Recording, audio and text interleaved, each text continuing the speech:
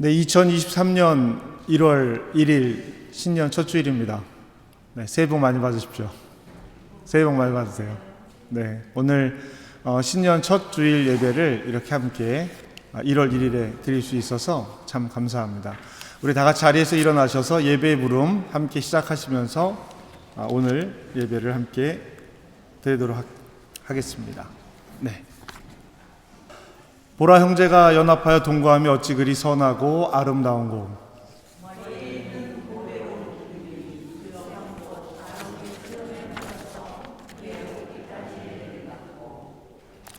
헐몬의 이슬이 시온의 산들에 내림 같도다. 거기서 여호와께서 복을 명령하셨나니 곧 영생이로다. 아멘.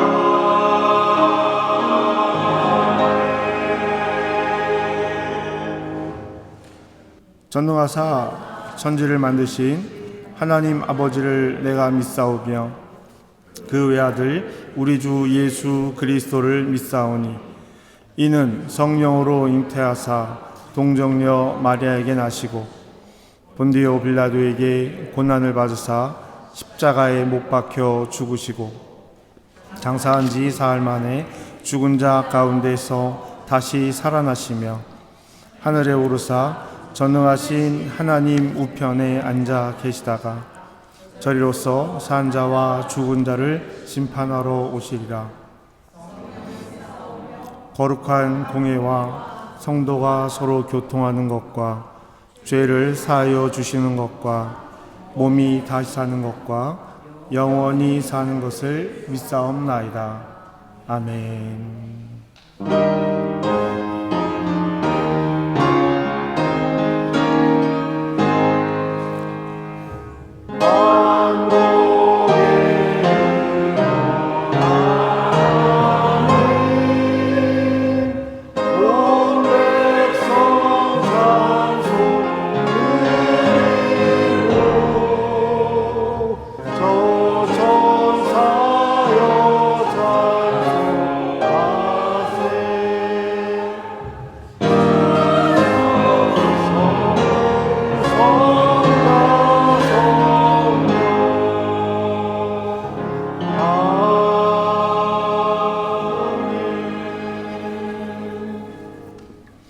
네, 자리에 앉으시겠습니다.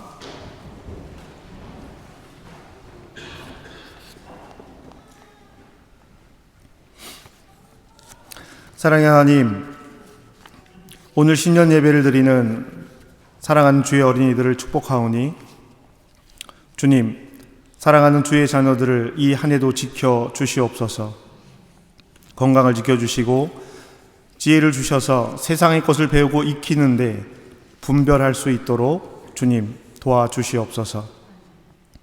학교에서, 가정에서, 교회에서 사랑받는 자녀들이 되게 하여 주시고, 또한 우리 한민교회 성도들을 통하여 주님의 사랑이 주의 자녀들에게 전해지고 이어지기를 구합니다. 주님 도와주시옵소서. 사랑의 하나님, 새해에는 굳은 마음을 제거하여 주시고 겸손하게 하여 주시옵소서. 새로운 마음에 새 영을 주셔서 오직 주를 따라 살게 하여 주시옵소서. 강팍한 심령이 깨져서 상한 심령이 되게 하시고 하늘의 신령한 은혜로 상한 심령이 치유받게 하여 주시옵소서. 세상에서 받은 마음의 상처와 육신의 질병을 싸매주시고 치유하여 주시옵소서. 하나님의 말씀으로 무장하여서 세상의 유혹에 넘어지지 않게 하여 주시고 믿음의 전신갑주로 사탄의 공격과 시험을 이겨나가게 하여 주시옵소서. 오늘도 무거운 짐을 지고 나왔습니다. 주님 안에서 참된 안식과 쉼을 얻게 하여 주시옵소서.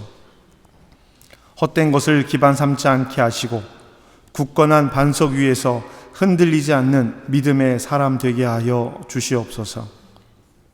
오늘 말씀과 성찬을 통해 주님의 자녀로 선언하게 하시고 예배의 삶을 살아가는 믿음의 교회가 되게 하여 주시옵소서. 예수님의 이름으로 기도합니다. 아멘.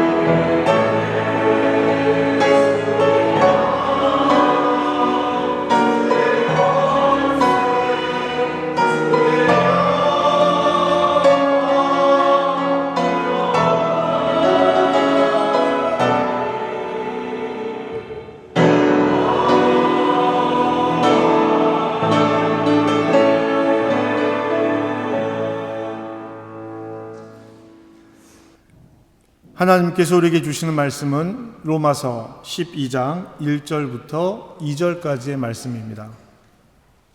여러분은 하나님의 말씀을 들으십시오. 그러므로 형제들아, 내가 하나님의 모든 자비하심으로 너희를 권하노니 너희 몸을 하나님이 기뻐하시는 거룩한 산 제물로 드리라. 이는 너희가 드릴 영적 예배니라. 너희는 이 세대를 본받지 말고 오직 마음을 새롭게 함으로 변화를 받아 하나님의 선하시고 기뻐하시고 온전하신 뜻이 무엇인지 분별하도록 하라. 우리에게 주시는 하나님의 말씀입니다.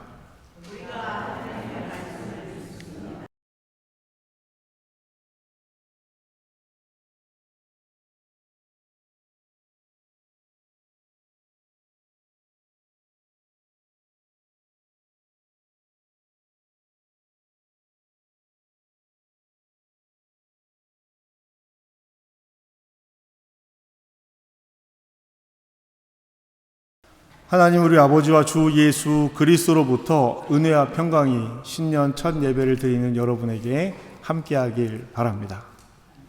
다시 한번 새해 복 많이 받으십시오. 네, 옆에 계신 분들하고도 인사 한번 하시죠. 새해 복 많이 받으세요. 인사 한번 하시겠습니다. 네, 우리가 송구영신 예배를 어제 모이지 않았습니다. 그래서 송구, 이전 것을 보내고 영신, 새로운 것을 맞이하는 우리 신년 첫 예배를 오늘 저와 여러분들이 함께 드리고 있습니다. 여러분 옛 것을 다 떠나 보내셨습니까?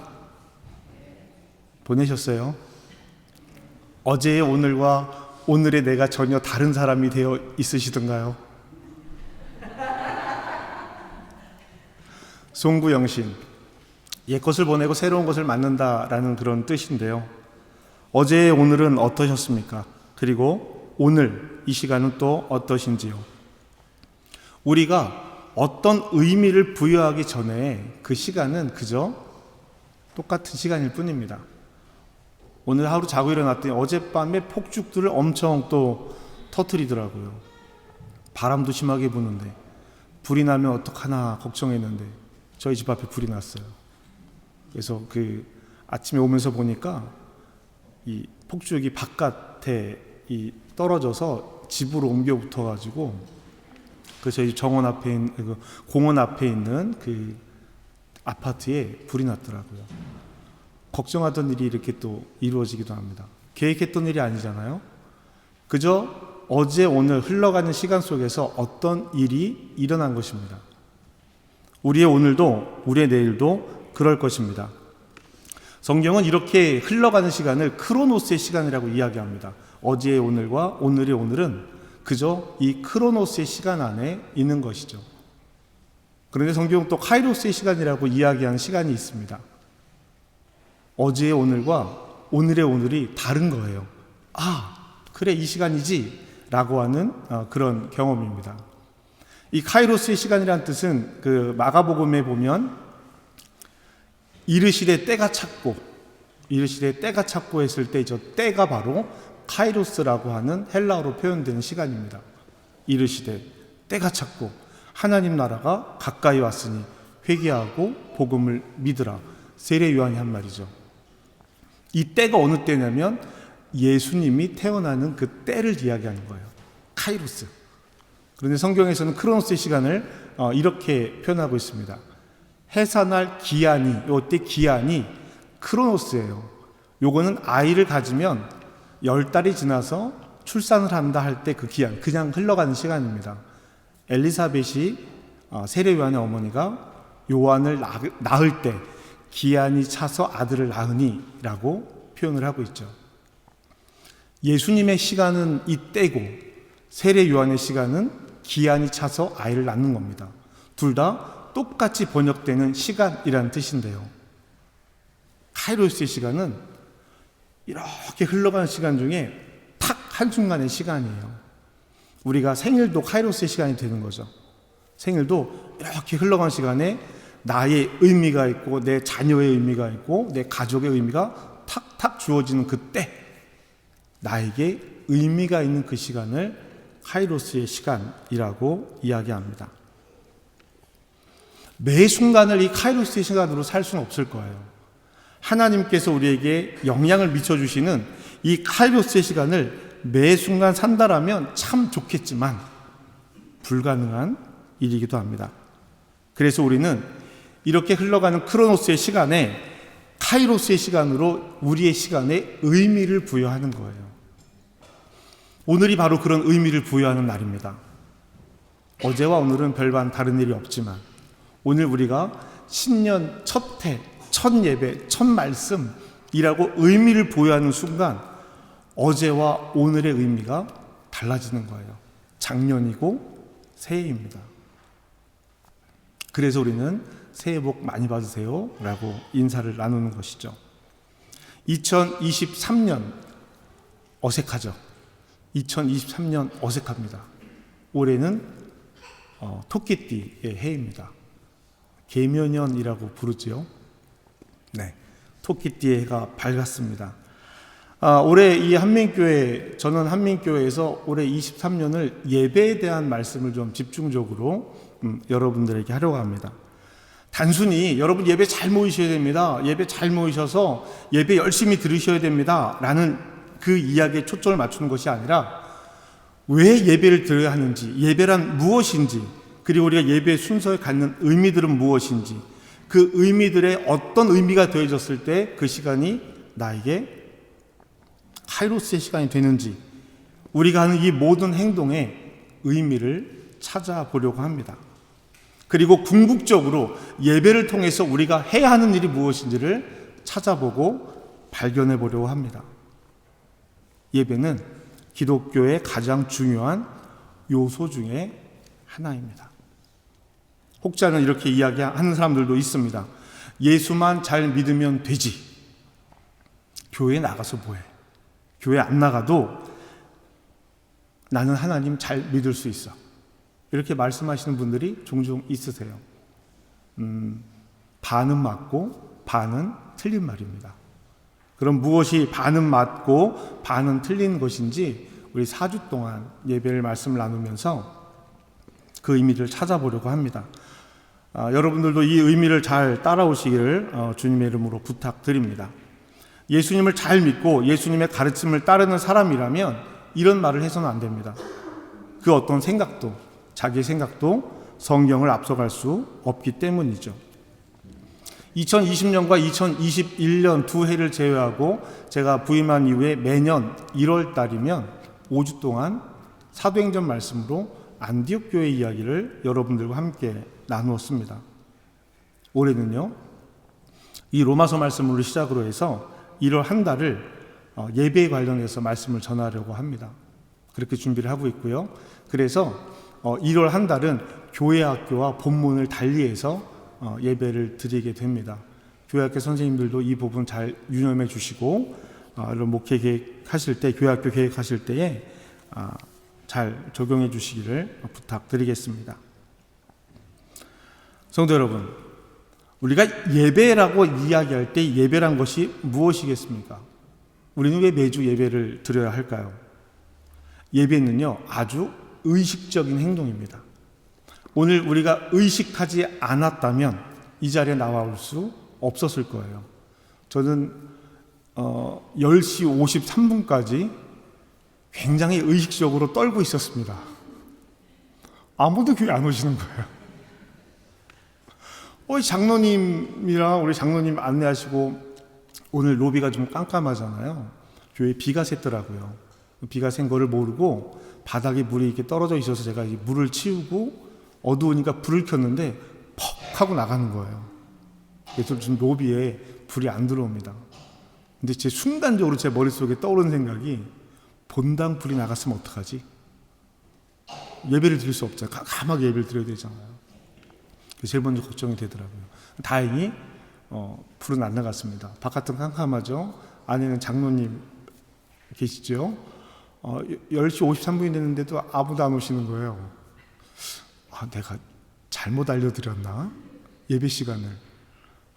근데 이제 우리 지정호 성도님이랑 오셔서 몇 분 오셔 계시는데 여전히 예상했던 만큼 안 오시는 거예요. 57분이 되고 58분이 되니까 이렇게 몰려 들어오시더라고요. 사랑하는 한민교회 성도님들, 10분 전에 예배 오시라고 그렇게 말씀을 드려도 11시에 맞춰 오시는 이 마음이 무엇인지 저는 아직 모르겠습니다. 올해 예배 시간에 조금 서둘러 오셔서 급하게 예배하지 마시고 기도하시면서 예배를 준비하시고 함께 예배를 준비했으면 좋겠어요.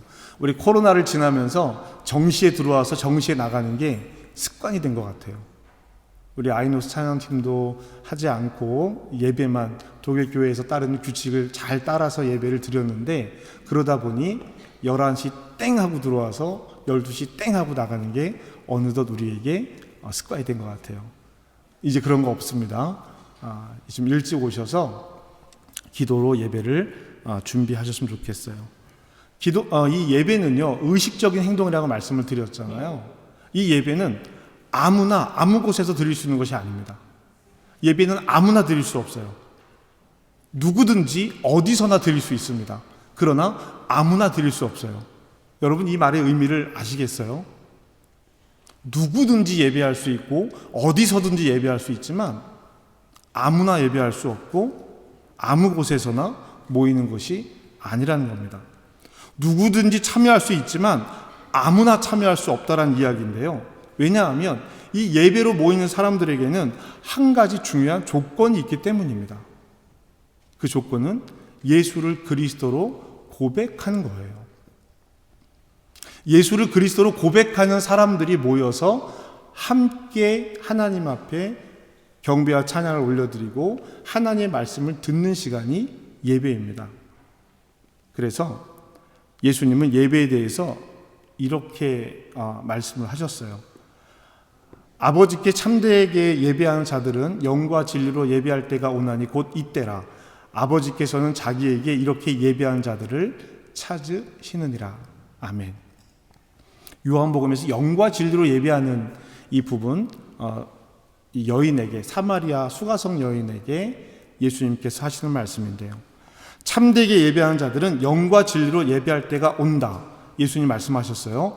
예배는 하나님과 함께 영과 진리로 드리는 것이기 때문에 하나님을 믿는 사람들이 드리는 거예요.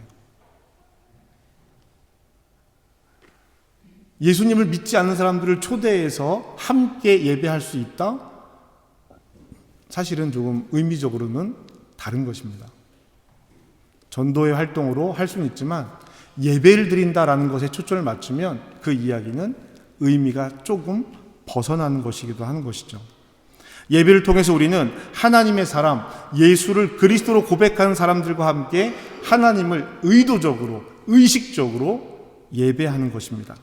그러므로 예배는 지식 정보의 차원이 아니라 삶과 연결되어 있다라는 거예요. 주일에 드리는 이 1시간 정도의 예배로 여러분 일주일을 우리의 삶을 의도적으로 이끌어갈 수 있을까요? 주일에 나와 월요일부터 토요일까지의 나가 같은 사람인가요? 다른 사람인가요? 모양은 같지만 생각하고 말하고 행동하는 이 사람이 같은 사람인가? 라는 의미를 생각해 보자는 겁니다. 그리스도인이 된다라고 하는 것은 도덕적인 삶을 살고 윤리적인 삶을 사는 것이 그리스도인이 되는 것이 아닙니다. 그리스도인이 된다라고 하는 것은요, 윤리 도덕적인 문제가 아니라 정치적인 문제예요. 민감한 얘기 나왔습니다. 정치적인 문제. 이 정치적인 문제라고 말씀을 드리는 것은 세상에서 말하는 좌파, 우파, 어느 정당 이런 정치를 말씀드리는 것이 아닙니다. 여기에서 정치적인 결정, 우리가 예수를 그리스도로 따른다라는 것이 정치적인 결정이라고 하는 의미는 새로운 제도로 들어선다는 뜻이에요. 새로운 제도로 들어서는 것입니다. 우리가 한국에 살면 한국의 법과 질서를 따라야 합니다. 맞죠? 맞죠? 제가 이 유럽에 와서 운전을 하면서 처음에 정말 당황했던 것이 뭐냐면 이 하이빔이라고 하죠. 불을 깜빡깜빡해서 표시 주는 거예요. 이게 정말 헷갈렸어요. 제가 고속도로에서 추월을 해서 들어가려고 깜빡이를 딱 켜니까 뒤에 차가 번쩍번쩍하고 표시를 주는 거예요. 그래서 안 들어갔어요. 안 들어가고 앞으로 한참 간 다음에 다시 깜빡이를 켜고 들어가니까 번쩍번쩍 하는 거예요. 완전 화가 나기 시작하는 거예요. 좀 멀리 갔거든요. 또 한참 가서 깜빡을 켜니까 또 깜빡깜빡하고 불을 주는 거예요. 너무 화가 나는 거예요. 도대체 이 유럽은 몇백 메타 앞에서 끼어들기를 해야 받아주는 거냐? 왜 날 못 들어오게 자꾸 불을 켜는 거야? 라고 했더니 나중에 알고 보니 내가 너를 봤어. 너 들어와도 돼. 라는 표시가 깜빡깜빡하고 빔을 주는 거예요. 한국에서는요, 깜빡을 켰을 때 깜빡깜빡하면요, 너 끼어들기만 해봐. 내가 너를 들이받아 버릴 거야. 이런 뜻이거든요. 깜빡한 불을 주는 게.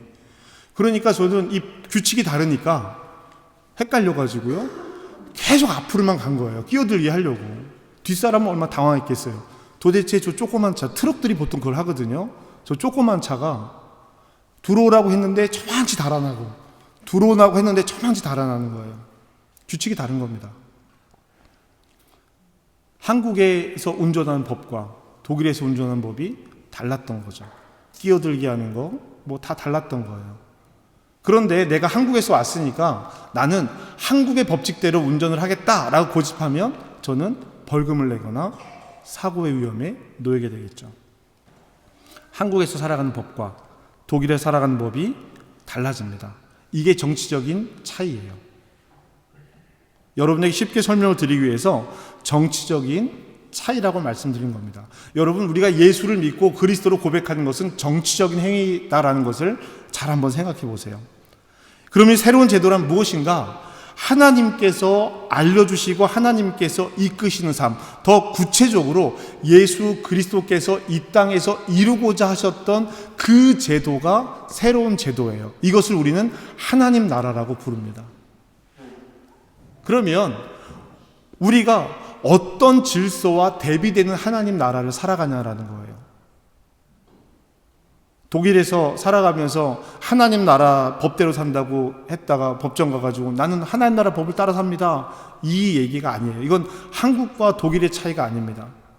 만몬의 질서와 사단의 질서와 하나님 나라의 질서, 누가 왕이냐라고 하는 창세기부터 요한계시록까지 흐르고 있는 그 개념, 예수는 그리스도십니다, 예수는 나의 왕이십니다, 그러므로 나는 하나님 나라의 왕의 질서에 따라서 살아가겠습니다 라고 선언하는 것이 이 예배의 시간입니다. 출애굽하여서 법과 질서, 종의 질서, 애굽의 질서를 따르지 말고 시내산에서 주신 하나님의 말씀의 질서를 따라 살아가라는 거예요. 새로운 땅을 주겠다고 약속하시는 겁니다.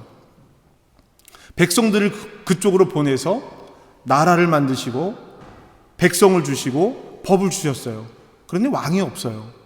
누가 왕이에요? 하나님이 왕이라고 하는 것입니다. 그런데 이스라엘 사람들이 그것을 못 견뎌하고 다른 나라 사람들처럼 우리도 왕을 주세요라고 얘기하면서 이때부터 하나님 나라와 세상 나라의 권위의 질서가 충돌하고 싸우게 되는 것입니다.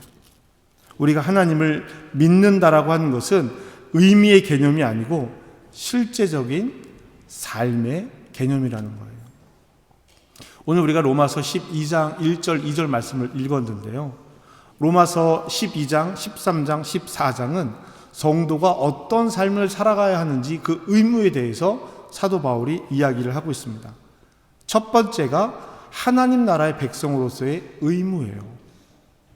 하나님 나라 백성으로서의 의무. 그리고 두 번째가 이 하나님 나라의 백성으로 살아가는 사람들, 즉 교회를 이룬 사람들이 교회에서 어떤 일을 해야 하는가, 교회에 대한 의무를 이야기합니다. 그리고 세 번째가 교회에서 함께 공동체를 이룬 사람들이 세상에 나가서 어떤 삶을 살아야 되는가, 이것이 세 번째, 세상을 향한 성도의 의무, 이것이 13장, 14장까지 이어지는 것입니다. 그래서 세상과 이웃을 향한 삶까지 설명을 하고 있어요. 이 모든 삶에 대한 이야기, 교회에 대한 이야기 모두 어디에서 시작하느냐? 하나님을 하나님으로 인정하는 것에서부터 시작한다라고 하는 것입니다. 사도 바울은 이것을 산제사로 이야기하고 있습니다. 우리 12장 1절 말씀 함께 읽어보겠습니다. 우리 어린이들도 함께 읽겠습니다. 시작. 그러므로 형제들아, 내가 하나님의 모든 자비하심으로 너희를 권하노니 너희 몸을 하나님이 기뻐하시는 거룩한 산제물로 드리라. 이는 너희가 드릴 예배니라. 아멘. 너희 몸을 하나님이 기뻐하시는 거룩한 산제물로 드리라. 무슨 의미일까요? 예수님도 이 말씀을 하셨습니다. 예수님이 어떻게 말씀하셨냐면 마태복음에서 이렇게 말씀하시는데요. 예수께서 이르시되 이 형상과 이 글이 누구의 것이냐? 이렇게 질문하십니다.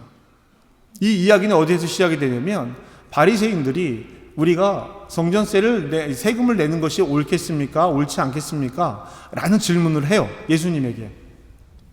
안 낸다 그러면은 이 사람은 가이사를 거부하는 사람이니까 고소해야지.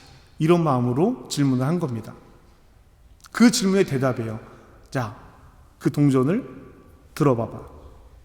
동전에 뭐가 있니? 네, 앞면에는 가이사의 형상이 있고 뒷면에는 가이사는 신이다라는 이런 문구가 있습니다. 그래, 그건 가이사의 것이야. 21절입니다. 가이사의 것이다. 이에 이르시되 그런즉 가이사의 것은 가이사에게, 하나님의 것은 하나님에게 바치라. 아멘. 동전에 새겨진 가이사의 형상이 있기 때문에 이건 가이사의 거예요. 그러면 하나님의 것은 무엇일까요? 하나님의 것. 하나님의 모양과 이미지로 창조된 우리를 이야기하는 겁니다.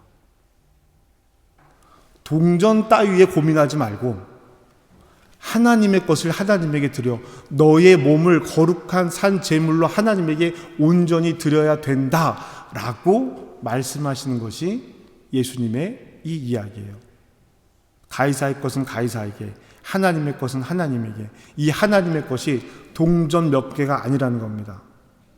하나님의 모양과 하나님의 이미지, 하나님의 형상을 입고 창조되어 이 땅에 온 너희 모든 것이 하나님의 것이다. 너의 삶을 하나님께 들어야 한다라고 예수님께서 말씀하고 계시는 거예요. 사도 바울은 이것을 너희 몸을 거룩한 산제물로 구별하라라고 말하고 있는 것입니다. 우리가 예배의 제물이 된다면 그것은 죽어 있는 것이 아니라 살아 있을 수밖에 없어요. 왜요? 우리가 살아 있으니까, 우리가 삶을 살아가고 있으니까 우리는 살아있는 제물이 되는 것입니다. 지금 이 시간 여러분들은 산 제물로 하나님께 드려지고 있는 거예요. 우리가 일상의 삶을 살아가는 제물이 되어야 한다라고 이야기합니다. 그래서 제물로 이렇게 드려진 사람은 이런 삶을 살아갈 수밖에 없는 거예요. 2절 말씀입니다. 함께 읽겠습니다. 시작. 너희는 이 세대를 본받지 말고 오직 마음을 새롭게 함으로 변화를 받아 하나님의 선하시고 기뻐하시고 온전하신 뜻이 무엇인지를 분별하도록 하라. 아멘. 살아있는 제물로 매주 예배를 드리고 있는 우리는 하나님 앞에 제물로 드려진 삶을 살아가는 겁니다. 이 의미예요. 그리고 다시 삶의 자리로 돌아갑니다. 죽어서 여기서 끝나는 것이 아니라 산제물이기 때문에 예배를 드린 우리들은 다시 일상의 삶으로 돌아가요. 일상의 삶으로 돌아가서 그 자리에서 우리가 정치적으로 어떤 선택을 해야 하는가? 하나님의 선하시고 기뻐하시고 온전하신 뜻이 무엇인지를 분별해서 이 세대를 본받지 말고 이 세상에서 살아가야 한다는 거예요. 이것의 전제가 예배입니다. 하나님 앞에 거룩하게 드려진 산 제물인 우리는 다시 일상의 삶으로 돌아가서 하나님의 선하시고 온전하신 뜻을 구별할 수 있어야 됩니다. 하나님이 무엇을 기뻐하시는가? 이것을 구별할 수 있어야 된다는 거예요. 그리고 그 삶을 살아가는 겁니다. 그 일의 시작이 예배가 되는 것입니다. 거룩한 제물로 드려진 우리는 세상에 다시 돌아가서 이 세대를 본받지 말고, 즉 이 세대가 요구하는 것을 따르지 말고 하나님의 뜻을 따라 분별하며 살아가야 하는 것입니다. 예배는 우리가 갖는 어떤 종교적인 행위가 아니라 우리의 삶의 시작인 거예요. 그래서 이 사이클을 따라서 우리가 살아가는 겁니다. 하나님의 백성으로 함께 산제물로 드려지는 것이니 공동체적 의미를 갖는 것이고요. 그래서 힘겨운 고난의 시간에도 초대교인들은 박해를 무릅쓰고서라도 모여서 예배를 드렸던 것입니다. 성도 여러분, 예배는 다시 말씀드립니다. 종교 행위 중에 어떤 것 하나, 내 신앙을 표현하는 어떤 것 중에 하나가 아닙니다. 성경을 배우는 성경 공부 시간도 아닙니다. 그리스도인이 된다라고 하는 것, 하나님을 믿는다라는 것은 성경을 알고 하나님을 아는 것이 아니라 믿음은 삶을 살아가는 것입니다. 저와 여러분의 오늘의 삶이 그러한 삶이 되어야 이 예배가 생명력 있게 되는 거예요. 주는 그리스도시요 살아계신 하나님의 아들입니다 라고 고백했던 이 베드로의 고백은요, 어느 골방에 모여서 예수님의 제자들이 함께 어느 구석에 모여서 고백한 것이 아닙니다. 이스라엘을 다녀오신 분들은 헐몬산 밑에 그 바위 판 위에서 베드로가 이 이야기를 한 것을 알고 보고 오셨을 텐데요. 요만 우리 교회 넓이 정도밖에 안 되는 이 돌판에 여러 신들의 조각들이 이렇게 새겨져 있습니다. 그래서 거기를 만신전이라고 불러요. 모든 신들의 전이라고 하는 거죠. 조각상들이 그려져 있습니다. 거기에는 많은 이 신전의 신들에게 제사를 지내라 오는 많은 사람들이 각자 자기 신을 향해서 서 있는 거예요. 거기에서 예수님이 물으시는 겁니다. 사람들은 나를 누구라고 하느냐? 엘리야라고도 하고요, 세례 요한이라고도 합니다. 그래? 그럼 너희는 나를 누구라고 하니? 그때 베드로가 이 이야기를 하는 거예요. 주는 그리스도시요 살아계신 하나님의 아들입니다. 아멘. 이 이야기는 사방에 모여있는 사람들에게 돌 맞아 죽을 만한 이야기예요. 그 자리에서 한 고백이기 때문에 이 고백이 의미가 있는 것입니다. 사랑하는 성도 여러분, 삶의 자리에서 신앙으로 산다라고 하는 것은 깨지고 상처 입고 아플 때도 있습니다. 월화수목금토 내 일터, 내 가정, 내 삶의 자리에서 부딪히고 만나는 많은 일들이 있다란 이야기예요. 어떤 때는요, 예수 믿는 사람이 예수 믿는 사람을 아프게 하기도 합니다. 하나님께서 잘 산다라고 말씀하시는 것과 세상이 잘 산다라고 하는 의미가 달라요. 이 둘 사이에서 우리는 어느 쪽을 선택해야 하는가? 이것이 삶의 신앙입니다. 살아가는 일이기 때문이에요. 예배는 이렇게 우리를 이끄시는 하나님의 일에 동참하는 것입니다. 그리고 연합한 그리스도의 형제 자매들, 우리가 그리스도 안에 한 가족이 되어가는 거예요. 그래서 이 힘으로 다시 삶의 자리로 나가서 살면서 아프고 상처 입고 힘들고 어려웠던 일들을 다시 짊어지고 와서 이곳에서 하나님 앞에 내려놓고 위로받고 격려받고 다시 하나님 말씀으로 새 힘을 얻어 교회 문을 열고 세상으로 담대하게 나아가는 것이 그리스도인의 삶인 것입니다. 이것이 하나님의 온전하신 뜻 안에서 우리의 삶을 구별하는 의미가 되는 것이죠. 오늘 함께 예배하는 한민의 가족들이 예배자요, 신앙의 동지요, 하나님의 가족이 되시기를, 그래서 우리 서로가 서로를 축복하고 격려하는 이들이 되시기를 주님의 이름으로 축복합니다. 가장 큰 믿음의 동지, 동료, 가족입니다. 내 가정에서부터 시작되는 믿음의 이야기들, 자녀들을 축복하셔야 돼요. 서로가 서로를 축복하셔야 됩니다. 우리 그리스도인들이 잘 못하는 게 가정에서 서로를 축복하는 거예요. 사랑합니다, 축복합니다. 가정에서 잘 못해요. 왜냐하면 일상에서 지적하는 일들도 많거든요. 아유, 이건 왜 이렇게 했어요? 사랑합니다. 이거 안 되잖아요. 사랑하고 축복합니다 해놓고 넌 이건 왜 이렇게 했니라고 혼낼 수 없잖아요. 그러니까 둘 중에 하나를 포기하는 거예요. 축복을 포기해버립니다. 여러분, 사랑하고 축복하는 일들이 우리의 언어를 통해서 또 우리의 손길을 통해서 그리스도인의 한 가족인 우리가 한 예배 공동체가 되었습니다 라는 믿음의 고백들과 선언들이 우리 안에 함께 있기를 주님의 이름으로 축복합니다. 2023년 시작하면서 제가 몇 가지를 고민해 봤어요. 요즘 이 한국에 그런 거 많더라고요. 뭐 독일에서 한 달 살기, 제주 가서 한 달 살기, 뭐 이런 사람들이 그런 것들을 해요. 그래서 막 다 서울에 살던 사람들이 짐 싸들고 제주도에 집어넣어가지고 내려가서 한 달씩 살고 오고 그런 걸 하더라고요. 그걸 가만히 지켜보면서 우리도 이런 거 한번 해볼까? 이런 생각이 들었어요. 그래서 2023년 1월 달에는 축복으로 한 달 살기 뭐 이런 걸 한번 해보려고 그래요. 축복으로 한 달 살기. 이름 괜찮죠? 잘 지었죠? 근데 이거 이름 잘 짓고 좋은 게 중요한 게 아닙니다. 여러분들이 하셔야 돼요. 하셔야 됩니다.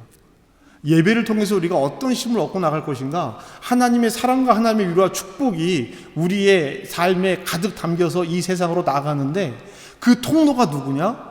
내 사랑하는 가족과 내 사랑하는 교회의 성도들이어야 하지 않을까 하는 것입니다. 무조건 하셔야 돼요. 무조건. 아침에 방법은 이렇습니다. 아침에 일어나시면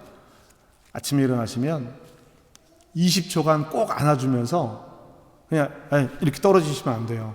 꼭 안아주면서 한 20초를 세셔야 됩니다. 굉장히 길 겁니다. 제가 실험해 봤거든요. 애들한테는 짧은데요, 아내한테는 길더라고요. 길 겁니다. 20초를 꼭 안으면서 사랑합니다, 축복합니다, 이렇게 이야기를 하는 거예요. 자, 이쯤 되면 불만이 쏟아져 나오기 시작합니다. 나는 혼자 삽니다, 이럴 수 있잖아요. 홀로 계신 분들은요, 아침에 거울을 보고 자기에게 축복해 주세요. 그리고 가족들에게 문자를 보내세요. 사랑한다, 축복한다, 엄마 사랑해요, 엄마 축복해요. 아침마다 저녁마다 문자를 보내시고 전화를 하시고 영상통화를 하세요. 요즘 얼마나 좋은지 몰라요. 그죠? 하세요. 내 입에 축복을 붙이고 내 입에 사랑을 붙이는 겁니다.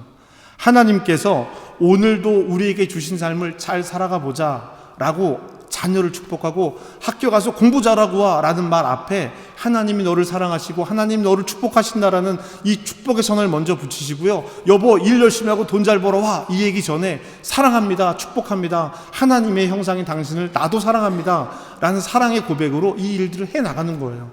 우리 청년들은 청년들끼리 하세요.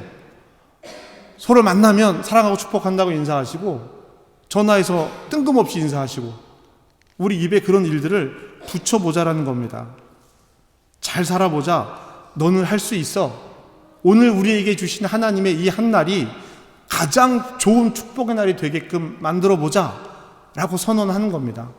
이렇게 월화수목금토를 살아가다가 다시 주일날 모여서 함께 예배하고 함께 기뻐하고 다시 격려하고 위로하고, 이제는 교회 공동체가 함께 축복하는 거예요.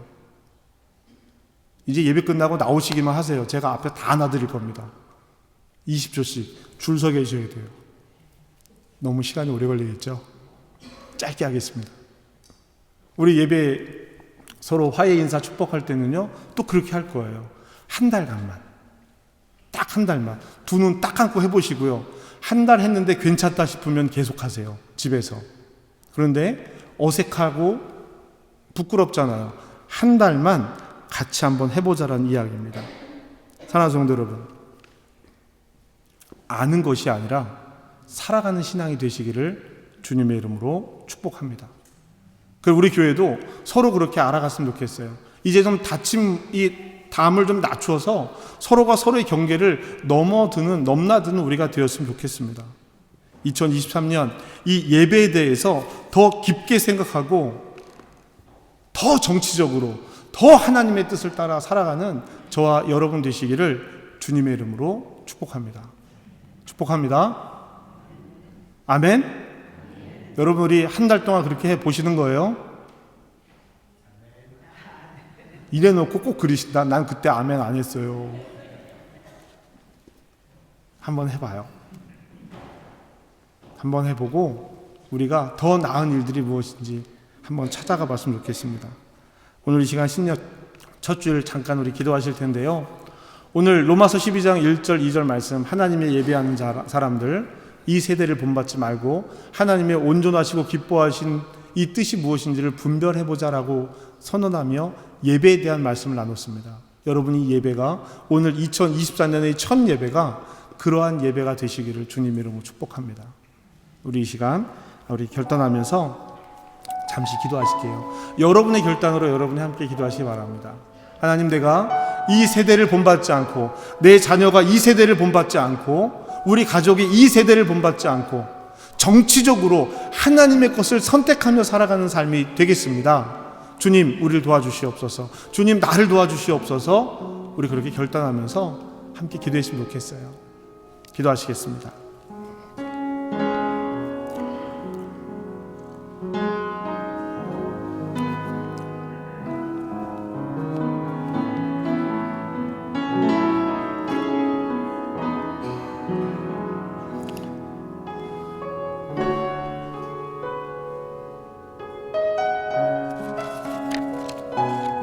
주님, 우리 사랑하는 한민교회 성도들을 기억하여 주시옵소서.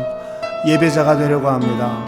예배자로 살아가는 신앙의 삶을 살기를 결단하려고 합니다. 주님, 오늘 이 시간 우리에게 주시는 은혜를 허락하여 주시옵소서. 그래서 이 한옥한민교회가 하나님 말씀으로, 기도로, 결단으로 세워지는 교회가 되길 원합니다. 주여, 우리를 도와주시옵소서. 주님,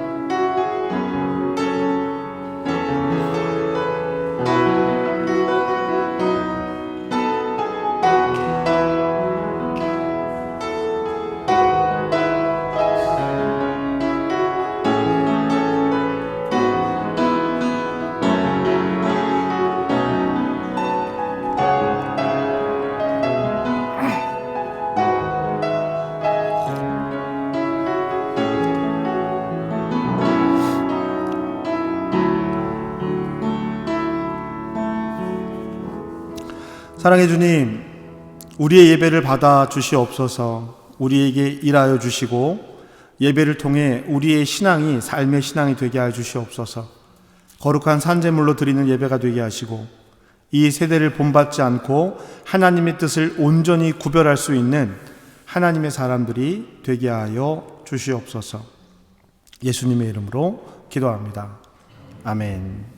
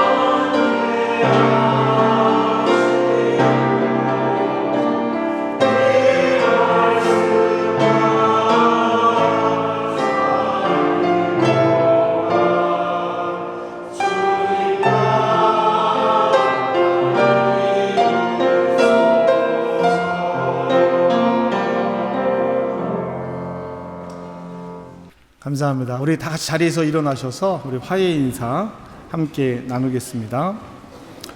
주님의 평화가 여러분과 함께. 네, 우리 서로 평화 인사를 나누겠는데요. 주님의 평화가 당신과 함께 하길 바랍니다. 우리 이렇게 인사하시겠습니다. 옆에 계신 분들하고 인사하실까요? 네, 우리 찬송 부르시면서 드려진 예물 봉헌하도록 하겠습니다.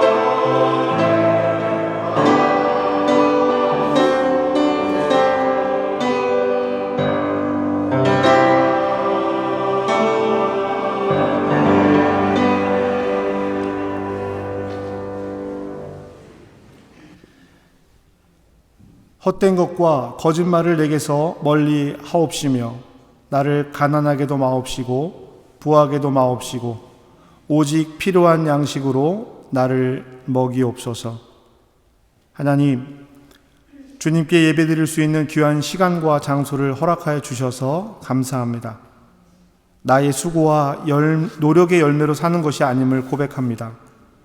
내려주신 은총으로 거둔 소득 가운데 정하신 몫을 구별하여 예물로 드립니다. 정성의 예물을 받아주시고 귀하게 드린 성도들에게 하늘의 신령하고 땅의 풍성한 복을 내려 주옵소서. 가정이 주 안에서 강건하고 직장과 기업이 형통하게 하옵소서. 사랑의 주님, 우리 이웃들을 위해서 기도합니다. 사랑의 주님께서 아픔을 안아주시고 낙심하고 상처 입은 이들에게 위로와 주님의 평안을 주시옵소서. 질병에 붙들린 이들을 위해서 기도합니다. 병마와 싸우며 이길 힘을 주시옵소서. 전쟁의 아픔 속에서 신음하는 이들, 가난과 기근 속에 신음하는 이들을 위해서 기도합니다. 주님, 우리가 그들의 방법이 되고 평화의 도구가 되게 하여 주시옵소서. 교회 운영을 위해 복음을 위해 드려진 물질입니다. 주님, 사용되는 모든 곳에 하나님의 사랑을 더하여 주시옵소서. 예수님의 이름으로 기도합니다. 아멘. 여러분은 생명의 말씀을 들었습니다. 삶 속에서 생명의 말씀으로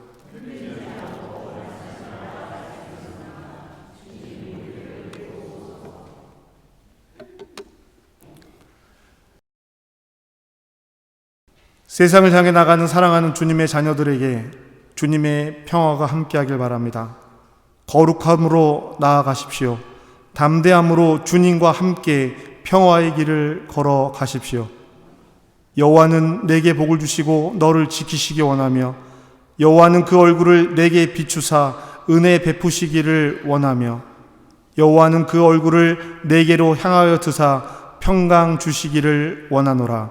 성부, 성자, 성령께서 세상을 향해 나가는 사랑하는 성도들과 함께 하시기를 간절히 축복합니다.